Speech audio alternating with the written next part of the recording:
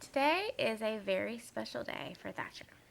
Today is what I call Thatcher's Survivor's Day because 3 years ago today, Thatcher survived. 3 years ago today, Thatcher's fever went from 106 degrees down to 94 degrees, and his heart almost stopped.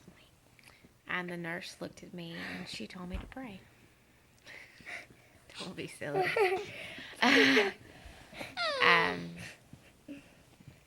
My father and my stepmother rushed to the hospital, and we all stood by his bedside while they put warmed IV fluids and warming blankets and warm saline.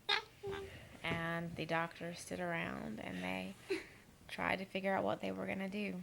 And it took hours before we knew if he was going to be okay. And Thatcher was unconscious, but he says that he remembers a few things. What did you remember, Thatcher? I remember them putting the warm saline into my arm.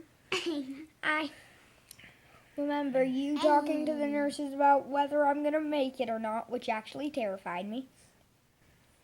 Well, we didn't know you were there, baby.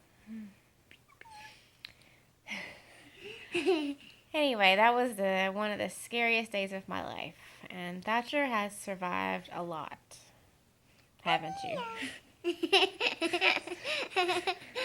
Thatcher you spend a lot of time in the hospital. But we've never had an experience quite as scary as that, have we, baby? No, not really. No matter how many times we go to the hospital, that's the scariest time we've had. And so I try to take the scariest day of my life and put a positive spin on it. So I tell Thatcher that this is our Happy Survivor's Day, right? Yes.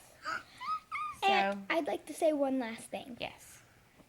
Apparently, I also survived on National Ice Cream Day. Yes, you survived on National Ice Cream Day. I think that's a great way to celebrate, don't you? Yes. Good. So, Thatcher, I love you. I love you too, Mom.